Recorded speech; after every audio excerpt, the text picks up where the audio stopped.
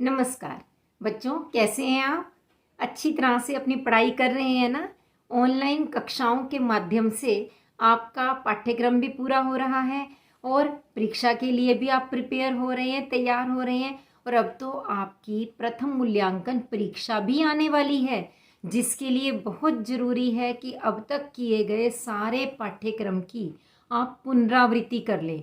और परीक्षा की तैयारी के लिए सबसे महत्वपूर्ण बात जो है वह है कि अपने शिक्षकों द्वारा अथवा वीडियोस के माध्यम से आप तक भेजे गए जो विभिन्न टेस्ट हैं, कक्षा परीक्षाएं हैं या फिर क्विज हैं, उनकी पुनरावृत्ति अवश्य करें। मुझे कई बच्चों के कमेंट्स प्राप्त हो रहे हैं। कमेंट बॉक्स में उन्होंने लिखकर भेजा कि मैडम, हम क्विज के प्रश्नों के उत्तर दे देते हैं, लेकिन जब प्रश्न हमारे गलत हो जाते हैं तो हम कैसे पता करें कि सही उत्तर क्या है। जैसे एक बच्चा प्रियंका सिन्हा लिखती है, मैम क्विज के करने के बाद इसके आंसर शो नहीं होते हैं। अगर कोई क्वेश्चन गलत होगा तो हमें कैसे पता चलेगा कि कौन सा क्वेश्चन गलत है और उसका सही आंसर क्या है? Please ma'am answer my query. तो बच्चों, इस बारे में मैं इतना कहना चाहूँगी कि जब आप अपना क्विज सबमिट करते हैं तो अंत में स्कोर देख सकते हैं। आपको पता चल जाता है कि आपके कितने प्रश्नों के उत्तर गलत हुए और कौन से प्रश्नों के उत्तर गलत हैं।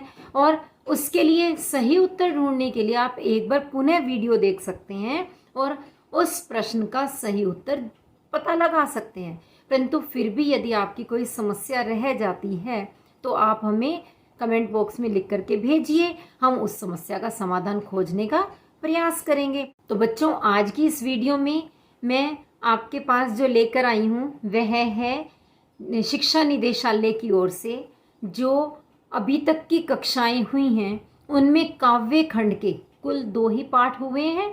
तो उन 2 पाठों के लिए 4 वीडियोस में 4 गूगल फॉर्म यानी क्विज दिए गए थे।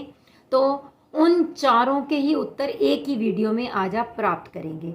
यह किस लिए दिया जा रहा है? हमारा उद्देश्य आपको ना तो नकल कराना है और ना ही आपको किसी प्रकार से ऐसा प्रोत्साहित करना है कि आप अपना दिमाग प्रयोग किए बिना सीधे ही उत्तर देख लें। अपितु अब तो उस अंतिम कक्षा को भी कम से कम 10 दिन बीत चुके हैं, तो इसीलिए उत्तर प्राप्त हो जाने के पश्चात आप स्वयं मिलान कर पाएंगे कि आपने जो उत्तर दिए थे वो सही थे या गलत थे। और अब तक आप अपनी तरफ से पूरा प्रयास भी कर चुके हैं, लेकिन कम मार्क्स आने के कारण, अपने अंकों के कम रह जाने के कारण हतोत्साहित ना हो, अपितु जो आपकी गलतियां रह गई हैं उन्हें सुधार लें और इस प्रकार से अपनी तैयारी को पक्का कर लें। तो आइए देखते हैं हम चारों के चारों क्विज के उत्तर। पहले 24 सितंबर 2020 की क्विज के प्रश्न उत्तर जान लेते हैं। पहला प्रश्न है, निम्न में से कथन सही है?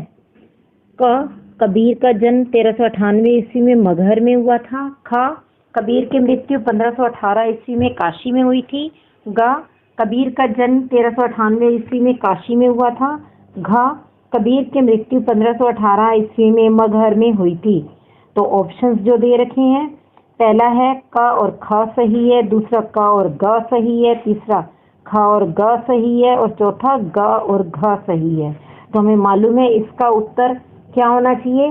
कबीर का जन्म 1398 ईस्वी में काशी में हुआ था और कबीर की मृत्यु 1518 ईस्वी में मगहर में हुई थी। तो इसीलिए ये चौथे वाला ऑप्शन ही सही होगा। दूसरा प्रश्न, निम्नलिखित में असत्य कथन छांटिए। कबीर के काव्य में बाह्य आडंबरों, दिखावापन और ढोंग पर चोट करते हुए इनका विरोध किया गया है। दूसरा, कबीर ने सांप्रदायिक सद्भाव की बात का पुरजोर समर्थन किया है। तीसरा, कबीर विषमता मूलक समाज के समर्थक थे। और चौथा, कबीर ने राम और रहीम में कोई भेद नहीं माना है। तो इसका सही उत्तर क्या होगा? ये तीसरे वाला, कबीर विषमता मूलक समाज के समर्थक थे। तीसरा प्रश्न देखिए, कबीर के राम कैसे हैं? सगुण और साकार या निर्गुण और निराकार, सगुण और निर्गुण दोनों या इनमें से कोई नहीं? तो इसका सही उत्तर होगा निर्गुण और निराकार। चौथा प्रश्न, निम्नलिखित में से एक कबीर की विशेषता नहीं है। निर्भीकता, धर्म प्रचारक, विद्रोही, समाज सुधारक। सही उत्तर क्या होगा? धर्म प्रचारक। पांचवा प्रश्न, निम्नलिखित में कौन कबीर की रचना नहीं है? साखी, वाक, सबद, रमैनी। तो सही उत्तर है वाक। प्रश्न संख्या 9 है, कबीर की भाषा को सदुकड़ी भाषा कहा जाता है क्योंकि इसके 4 ऑप्शंस दिए गए हैं। पहला, बोलचाल के शब्दों के साथ साथ ब्रज भाषा, अवधी, उर्दू, फारसी और तत्सम शब्दों के मिले जुले प्रयोग के कारण। दूसरा, साधुओं की भाषा के कारण। तीसरा, संस्कृत निष्ठ भाषा के कारण। या चौथा, इनमें से कोई नहीं। तो सही उत्तर क्या रहेगा? बोलचाल के शब्दों के साथ साथ ब्रज भाषा, अवधी, उर्दू, फारसी और तत्सम शब्दों के मिले जुले प्रयोग के कारण। प्रश्न संख्या 10 है, कबीर के प्रस्तुत पद में कौन सा रस है? श्रृंगार रस, वीर रस, शांत रस या करुण रस। तो उत्तर क्या रहेगा? शांत रस। अब हम देखेंगे क्विज जो कि प्रसारित हुई थी 1 अक्टूबर 2020 को। इस क्विज का पहला प्रश्न है, कबीर के गुरु का नाम था नर हरियानंद, रामानंद, वल्लभाचार्य या विठलनाथ। तो सही उत्तर क्या रहेगा? रामानंद। दूसरा प्रश्न है, कबीर के काव्य में निम्नलिखित में से क्या नहीं मिलता? गुरु के प्रति आस्था, आत्मबोध, सदुकड़ी भाषा या मसनवी शैली। तो क्या होगा? मसनवी शैली। यह इसका सही उत्तर है। प्रश्न संख्या 3, बालम आवो हमारे गहरे में कबीर अपने आराध्य और स्वयं के बीच किस संबंध को मानते हैं? पत्नी और पति, पति और पत्नी, गुरु और शिष्य, शिष्य और गुरु। तो आप समझ सकते हैं कि आराध्य को उन्होंने क्या माना था? अपना पति, और स्वयं को पत्नी। तो इसलिए दूसरे वाला उत्तर ही सही होगा। और चौथा प्रश्न, इस पद में कबीर की किस प्रकार की भक्ति दृष्टिगोचर होती है? सख्य भाव की भक्ति, दास्य भाव की भक्ति, वात्सल्य भाव की भक्ति या फिर मधुर भाव की भक्ति। तो उत्तर आएगा मधुर भाव की भक्ति। प्रश्न संख्या 5 देखते हैं, कबीर को किस बात में लज्जा का अनुभव होता है? क्योंकि सारा संसार उन्हें ईश्वर की पत्नी कहता है, क्योंकि वे ईश्वर के सगुण रूप की आराधना करते हैं, क्योंकि उनके ईश्वर अलौकिक हैं, क्योंकि उनके साथी उनसे ईर्ष्या करते हैं। तो सही उत्तर क्या होगा? पहला, क्योंकि सारा संसार उन्हें ईश्वर की पत्नी कहता है।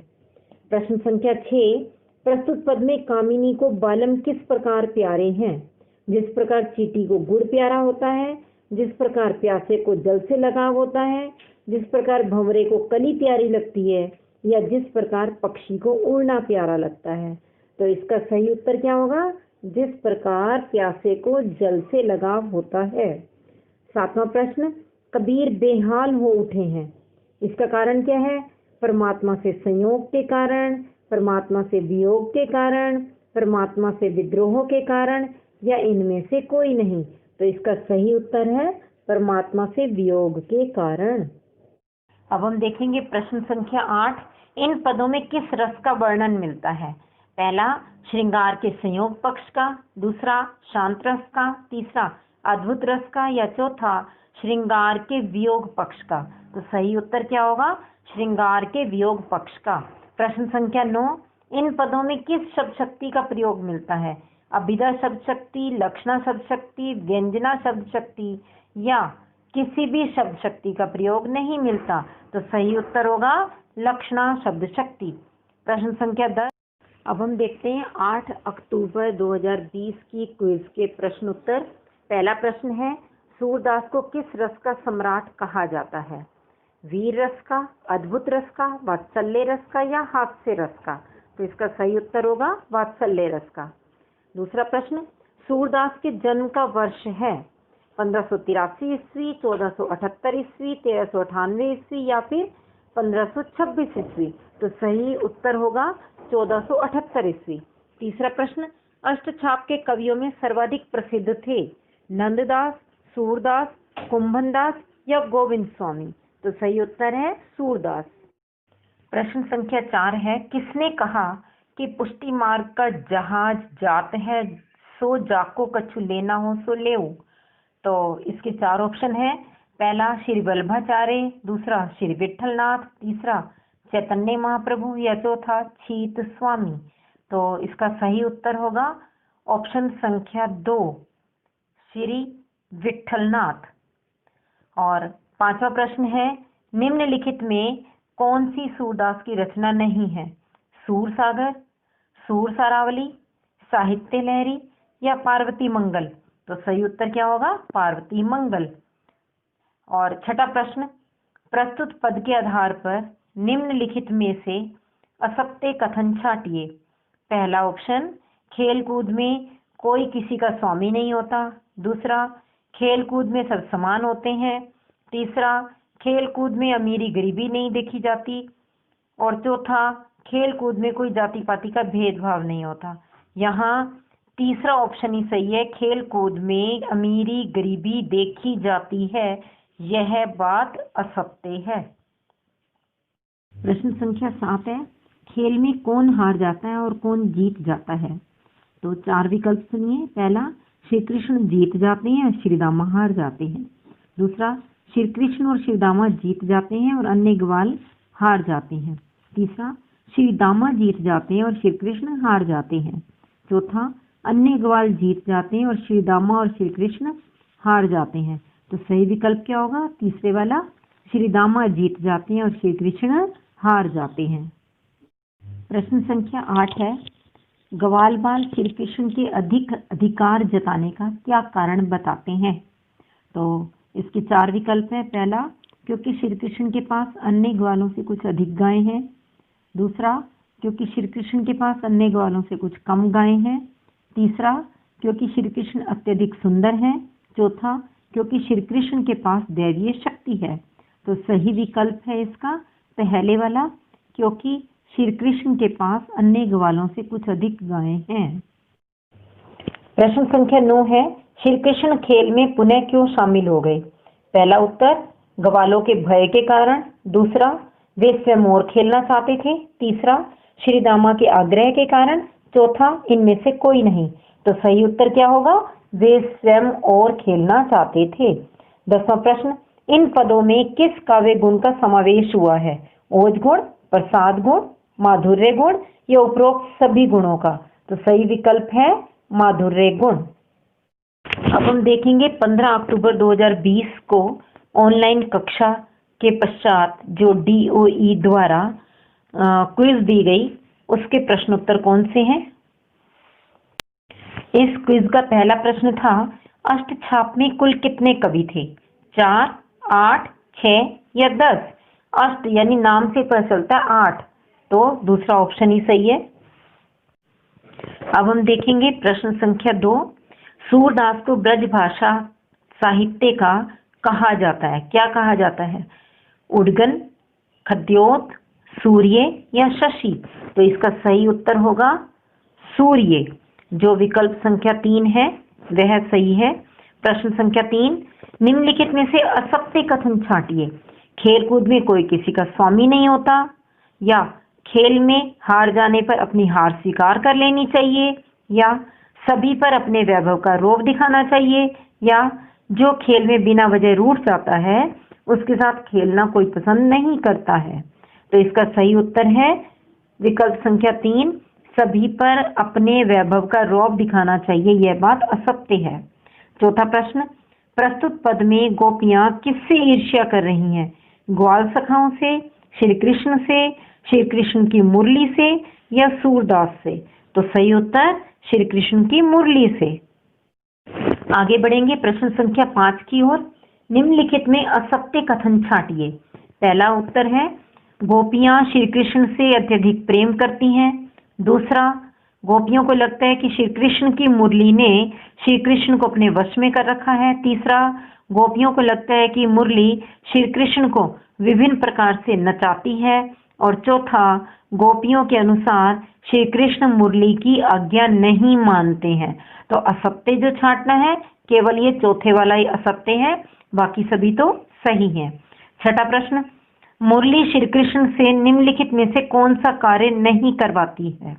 श्री कृष्ण को एक पांव पर खड़ा रहने के लिए बाध्य करना, श्री कृष्ण की गर्दन और कमर को झुकाना, श्री कृष्ण द्वारा गोपियों को उलाहना दिलवाना और मुरली द्वारा अपना चरण दबवाना। इनमें से कौन सा कार्य नहीं करती है? ये श्री कृष्ण द्वारा गोपियों को उलाहना दिलवाना, यह कार्य मुरली नहीं करती है। अगला प्रश्न देखते हैं। बांसुरी बजाते समय कृष्ण की छवि किस प्रकार हो जाती है? त्रिभंगी, चतुर्भंगी, अष्टभंगी या द्विविध भंगी? तो इसका पहला उत्तर सही होगा, त्रिभंगी।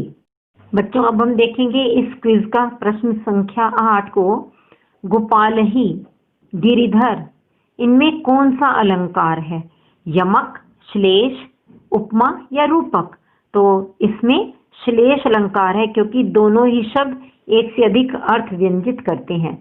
प्रश्न संख्या 9, अधर, सज्जा या कर पल्लव में कौन सा अलंकार है? अनुप्रास, उत्प्रेक्षा, रूपक या फिर उपमा? तो इसमें है रूपक अलंकार, होठों रूपी सज्जा या फिर पत्तों रूपी हाथ। प्रश्न संख्या 10 है, कनौड़े किस प्रकार का शब्द है? तत्सम, अरबी फारसी का, आंचलिक या फिर दक्षिण भारतीय भाषा का शब्द? तो इसका सही उत्तर है आंचलिक शब्द है। हाँ, तो बच्चों हो गई अब समस्या दूर। अब तो आप कर लेंगे अच्छी तरह से तैयारी।